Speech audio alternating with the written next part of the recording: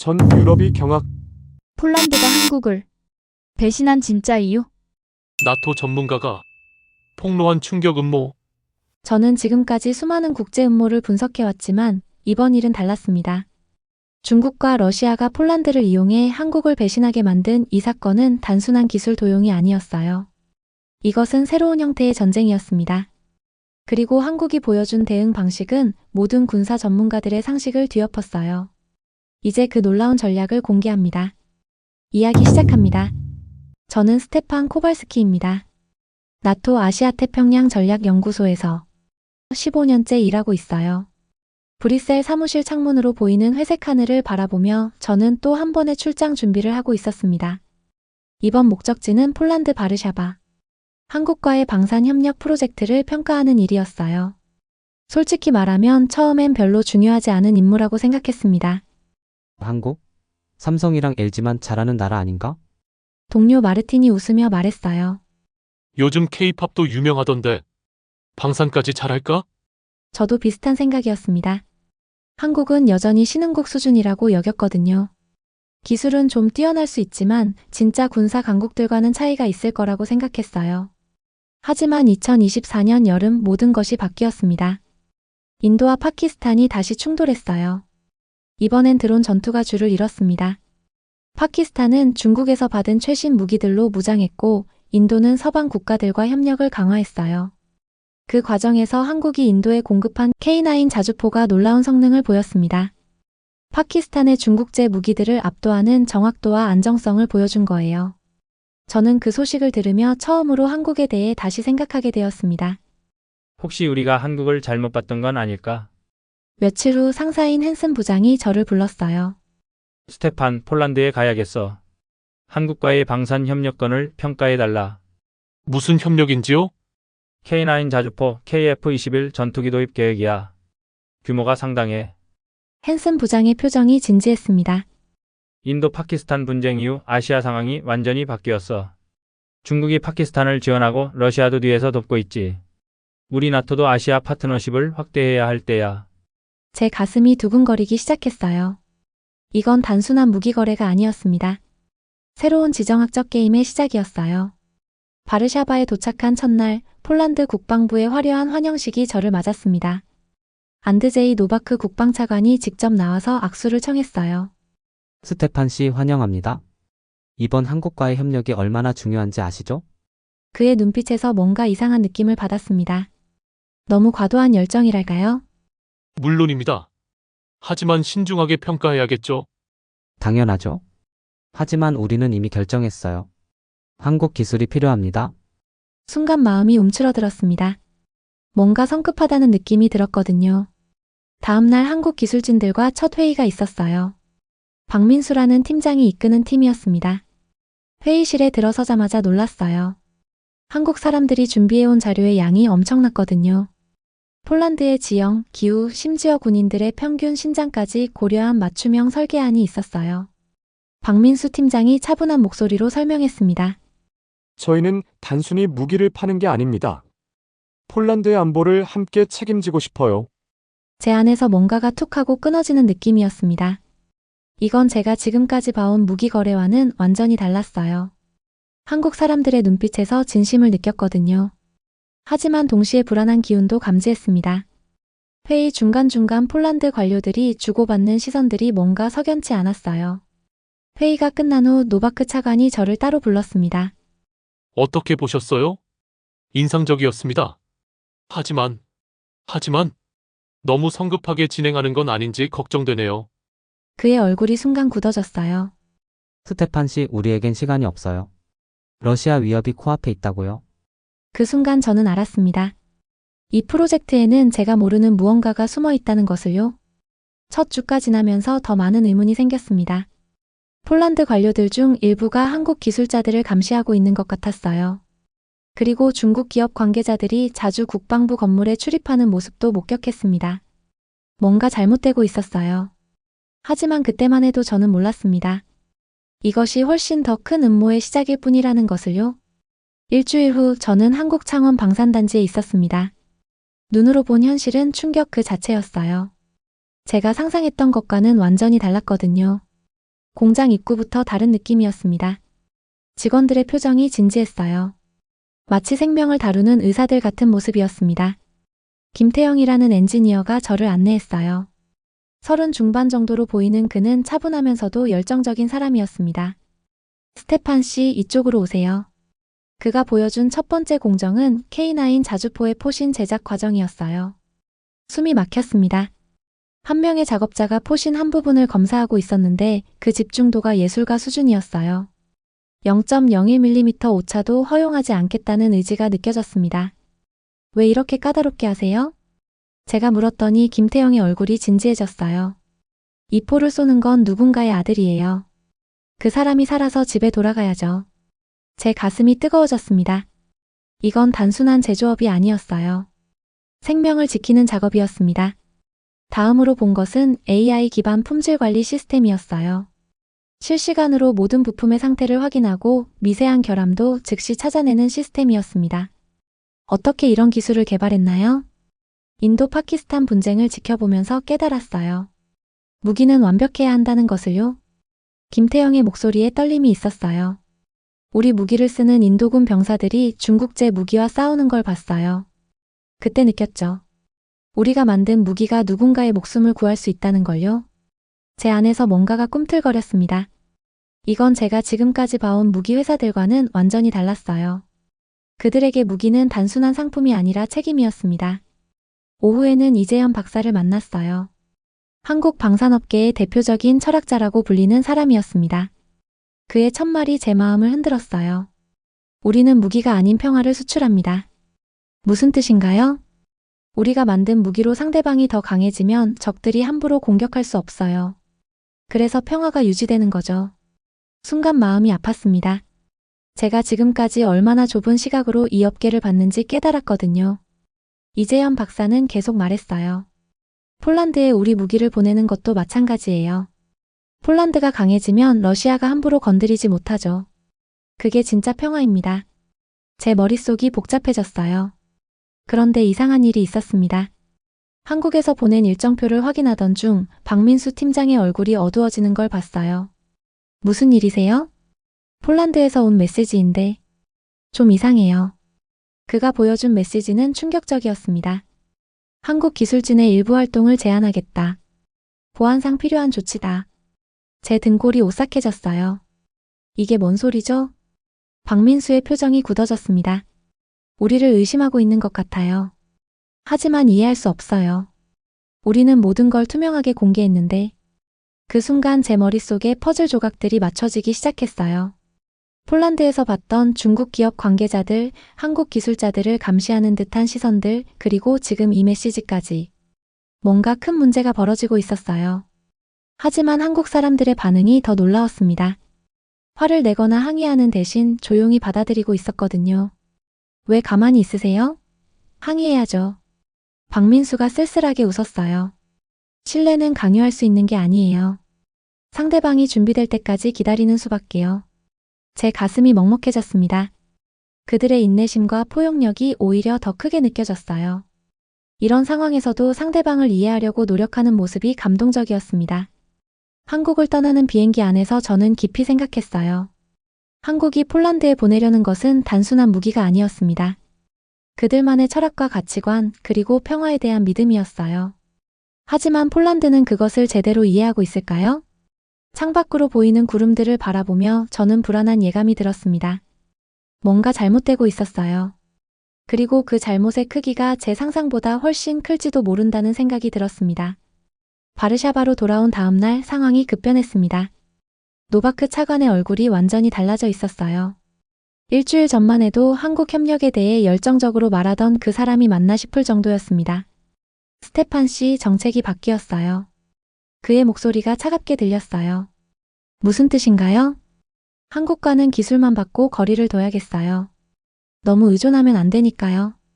제 머릿속이 하얘졌습니다. 불과 며칠 전까지만 해도 한국 기술에 대해 찬사를 아끼지 않던 사람이었는데 갑자기 이런 말을 하다니요. 왜 갑자기 그런 생각을 하시게 됐나요? 노바크의 눈이 잠깐 흔들렸어요.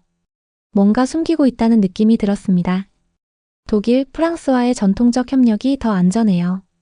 아시아 국가들은 아직 검증이 부족하죠. 그 순간 제 안에서 뭔가가 툭 하고 끊어졌습니다. 며칠 후 더 충격적인 일이 벌어졌어요. 마렉 비시니에프스키 국방부 고문이 중국 기업 관계자들과 비밀 회의를 하고 있다는 소식을 들었습니다. 저는 몰래 그 회의가 열리는 건물 근처에 가봤어요. 나오는 사람들을 보고 깜짝 놀랐습니다. 중국 군사기업 대표들뿐만 아니라 러시아 사람들도 있었거든요. 심장이 빠르게 뛰기 시작했어요. 뭔가 큰 음모가 진행되고 있다는 확신이 들었습니다. 그날 밤 저는 한국 기술진들이 머물고 있는 호텔을 찾아갔어요. 박민수 팀장에게 상황을 알려주고 싶었습니다. 하지만 호텔 로비에서 이상한 광경을 목격했어요. 한국 기술자들이 중국 사람들의 감시를 받고 있는 것 같았어요. 멀리서 지켜보는 사람들이 여러 명 있었습니다. 등골이 오싹해졌어요. 박민수를 만났을 때 그의 얼굴은 이미 어두워져 있었습니다. 스테판 씨, 뭔가 이상해요. 우리가 준비한 기술 자료가 몇 개 사라졌어요. 언제부터요? 이틀 전부터요. 그리고 폴란드 측에서 우리 활동을 계속 제한하고 있어요. 제 가슴이 답답해졌습니다.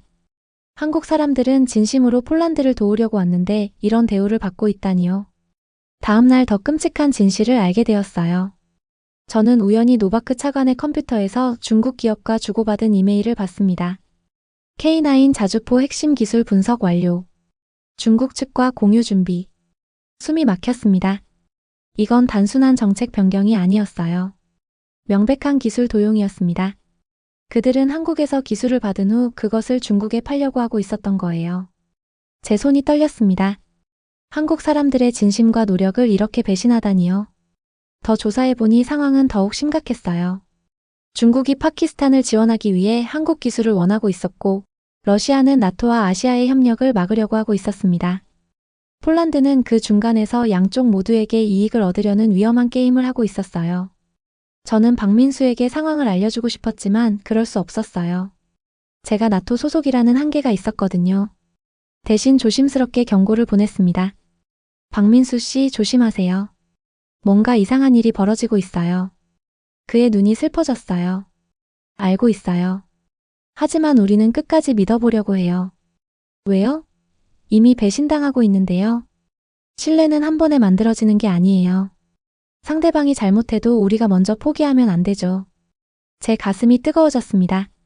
이런 상황에서도 상대방을 믿으려고 하는 한국 사람들의 마음이 너무나 아름다웠어요. 하지만 동시에 화가 났습니다. 이렇게 좋은 사람들을 이용하려는 폴란드와 중국, 러시아가 너무 미웠어요. 며칠 후 결정적인 순간이 왔습니다. 한국 측에서 공식적인 경고를 보냈어요. 현재 진행 방식으로는 신뢰 기반 협력이 불가능합니다. 즉시 투명성을 회복해 주시기 바랍니다. 노바크 차관의 반응은 충격적이었어요. 뭘 투명하게 하라는 거야? 우리가 돈 주고 산 기술인데. 그 순간 저는 깨달았습니다. 폴란드는 처음부터 한국을 진정한 파트너로 보지 않았다는 것을요. 그저 이용할 대상으로만 생각했던 거예요. 제 마음이 무너져 내렸습니다. 한국 사람들의 진심을 이렇게 짓밟을 수는 없었어요. 그날 밤 저는 결심했습니다. 이 상황을 그대로 두고 볼 수는 없다고요. 하지만 어떻게 해야 할지 막막했어요. 저 혼자서는 이 거대한 음모를 막을 수 없을 것 같았거든요. 창밖으로 보이는 바르샤바의 야경을 바라보며 저는 깊은 고민에 빠졌습니다. 내일은 어떤 일이 벌어질까요? 한국의 마지막 경고가 온 지 사흘 후 폴란드 전체가 충격에 빠졌습니다. 모든 한국 기술 지원이 중단되었어요. 단 한 줄의 메시지였습니다. 신뢰 기반이 붕괴되어 협력이 불가능합니다. 저는 그 메시지를 보는 순간 온몸이 떨렸어요. 이제 정말 돌이킬 수 없는 강을 건넜다는 생각이 들었거든요. 첫 번째 문제는 즉시 나타났습니다. 폴란드 공군 기지에서 KF-21 전투기 시뮬레이터가 먹통이 되었어요. 한국 기술자들이 없으니 누구도 고칠 수 없었습니다. 이게 뭔 일이야. 야누시 대령이 소리를 질렀어요. 그의 얼굴이 새빨갛게 달아올라 있었습니다. 시뮬레이터 없이 어떻게 조종사들을 훈련시키라고. 더 심각한 건 K9 자주포였어요. 정비 시스템이 완전히 마비되어 버렸습니다. 한국에서 온 정비 매뉴얼은 있었지만 그것만으로는 아무것도 할 수 없었어요. 매뉴얼에는 기술적인 설명만 있었지 그 기술을 이해하는 철학은 없었거든요. 제 가슴이 답답해졌습니다. 한국 사람들이 말했던 게 이거였구나 싶었어요. 기술은 단순한 정보가 아니라 사람의 마음과 철학이 함께 전해져야 한다는 것 말이에요. 며칠 후 더 끔찍한 일이 벌어졌습니다.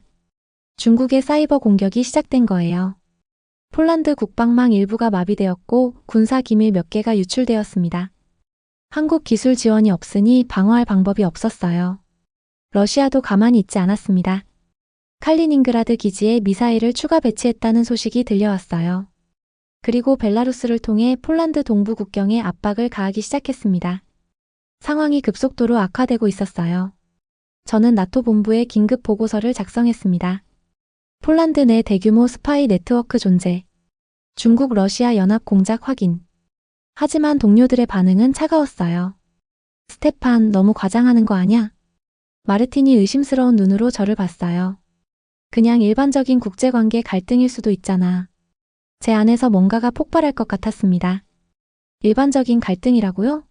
지금 폴란드가 완전히 무너지고 있는데요. 하지만 아무도 제 말을 진지하게 받아들이지 않았어요. 그 시간 동안 폴란드에서는 더 심각한 일들이 벌어지고 있었습니다.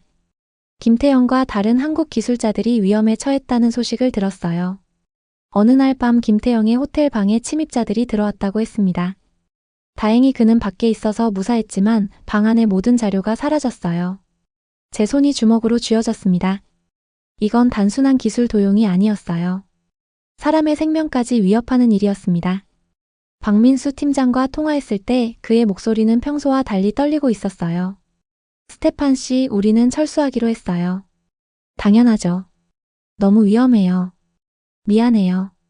우리가 더 노력했어야 했는데. 제 목이 메었습니다. 잘못한 건 한국이 아니었어요. 배신한 건 폴란드였는데 한국 사람들은 여전히 자신들을 탓하고 있었습니다. 박민수 씨, 잘못은 우리가 했어요. 당신들이 아니라요. 한국 기술진들이 떠난 후 폴란드의 상황은 더욱 악화되었습니다. 러시아와 벨라루스가 합동 군사훈련을 시작했어요. 폴란드 바로 코앞에서 말이에요. 중국의 사이버 공격도 더 치밀해졌습니다. 이번에는 중요한 군사 계획까지 해킹당했어요. 폴란드는 완전히 혼란에 빠졌습니다. 한국의 첨단 방어 시스템 없이는 이런 공격을 막을 방법이 없었거든요. 노바크 차관을 다시 만났을 때 그의 모습은 완전히 달라져 있었어요. 얼굴이 새하얗게 질려 있었고 눈 아래 다크서클이 깊게 패여 있었습니다. 스테판 씨, 우리가 실수했나요? 그의 목소리가 떨리고 있었어요. 지금 와서 묻는 거예요? 한국 사람들을 다시 불러올 수 있을까요? 제 마음이 복잡해졌습니다. 지금에 와서야 후회한다니요. 너무 늦었어요. 신뢰는 한번 깨지면 다시 만들기 어려워요. 그날 밤 저는 폴란드의 암울한 미래를 상상하며 잠을 이룰 수 없었어요. 한국이라는 진정한 파트너를 잃은 폴란드가 중국과 러시아의 위협 앞에서 어떻게 될지 뻔했거든요. 그리고 이 모든 상황을 지켜보기만 했던 제 자신이 너무 부끄러웠습니다. 내일은 어떤 더 큰 위기가 기다리고 있을까요? 3주 후 폴란드는 절망의 벼랑 끝에 서 있었습니다. 러시아와 벨라루스의 합동 군사훈련이 폴란드 국경 바로 앞에서 시작되었어요. 탱크 500대와 전투기 50대가 동원된 대규모 훈련이었습니다. 중국의 사이버 공격도 더욱 치밀해졌어요. 이번에는 폴란드 전력망까지 해킹 시도를 했습니다. 만약 성공했다면 나라 전체가 마비될 뻔했어요. 저는 더 이상 지켜볼 수 없었습니다. 그날 밤 저는 결심했어요. 진실을 세상에 알리기로요. 유럽의회에 긴급 증언을 요청했습니다. 중국 러시아 연합 공작의 전모를 공개하겠습니다. 저의 증언 요청이 받아들여졌을 때 가슴이 두근거렸어요. 드디어 진실을 말할 수 있게 된 거잖아요. 하지만 무서웠습니다. 이런 폭로를 하면 제 인생이 완전히 바뀔 수도 있었거든요. 유럽의회 청문회 당일 저는 떨리는 손으로 마이크 앞에 섰습니다. 존경하는 의원님들, 저는 지난 6개월간 목격한 충격적인 진실을 증언하려고 합니다. 제 목소리가 떨리고 있었어요. 중국과 러시아가 연합하여 나토와 아시아의 협력을 막으려고 했습니다. 그 과정에서 폴란드를 이용했고 한국이라는 진정한 파트너를 배신하게 만들었어요. 청중들이 웅성거리기 시작했습니다. 저는 준비해온 모든 증거를 공개했어요.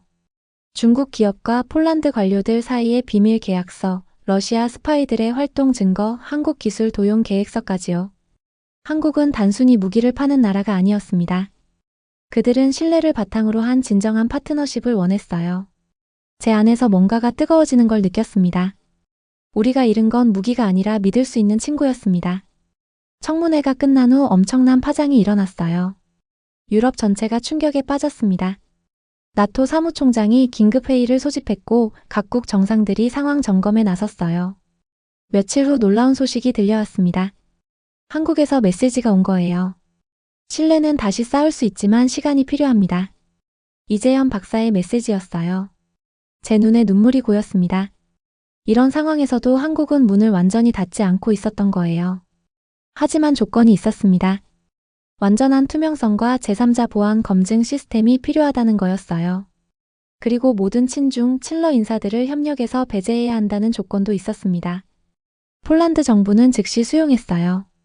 노바크 차관을 포함해 중국과 연결된 모든 관료들이 해임되었습니다.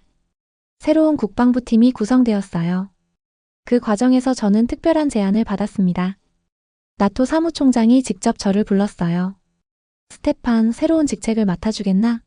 나토 아시아 협력 특별대사 말이야. 제 가슴이 뛰었습니다. 제가 그런 중요한 일을 할 수 있을까요? 자네만큼 이 문제를 깊이 이해하는 사람은 없어. 그리고 한국 사람들도 자네를 신뢰하고 있거든. 한 달 후 서울에서 새로운 협력협정 서명식이 열렸어요. 이번에는 폴란드뿐만 아니라 인도, 일본, 호주까지 참여하는 확대된 협력 네트워크였습니다. 아시아 유럽 신뢰 기반 방산 협력 체계라는 이름이었어요. 서명식장에서 박민수를 다시 만났을 때 그의 얼굴에 미소가 돌아와 있었어요. 스테판 씨, 고마워요. 진실을 말해줘서요. 저야말로 고마워요. 저에게 신뢰가 뭔지 가르쳐줘서요. 김태형도 와 있었어요. 그는 여전히 그 따뜻한 미소를 짓고 있었습니다. 이제 정말 평화를 위한 무기를 만들 수 있겠어요. 제 마음이 벅차올랐습니다. 1년 후 폴란드는 완전히 달라져 있었어요. 한국과의 협력이 성공적으로 재개되었고 새로운 방어 시스템이 완벽하게 작동하고 있었습니다. 중국의 사이버 공격도 막아냈고 러시아의 위협에도 당당히 맞설 수 있게 되었어요. 인도 파키스탄 지역도 안정을 찾았습니다. 중국 파키스탄 축이 고립되면서 파키스탄도 대화에 나서기 시작했거든요. 저는 이제 새로운 역할에서 더 많은 나라들과 한국을 연결하는 일을 하고 있어요. 그 과정에서 저는 깨달았습니다. 한국이 세계에 파는 건 무기가 아니라 희망이라는 것을요. 서로 믿고 협력할 수 있다는 희망 말이에요. 어느 날 이재현 박사가 저에게 말했어요. 스테판 씨도 이제 진정한 평화의 전령이 되었네요. 제 가슴이 따뜻해졌습니다. 한국에서 배운 가장 큰 교훈은 이거였어요. 기술보다 중요한 건 사람을 믿는 마음이라는 것. 그리고 그 믿음이 세상을 바꿀 수 있다는 것이었습니다. 오늘 이야기 어떻게 들으셨나요? 사연이 좋으셨다면 구독과 좋아요 부탁드립니다. 지금까지 해외 감동 사연 읽어드리는 감동 한 편이 다연이었습니다. 저는 또 다른 이야기로 다시 찾아오겠습니다. 영상 시청해주신 모든 분들 고맙고 항상 감사드립니다.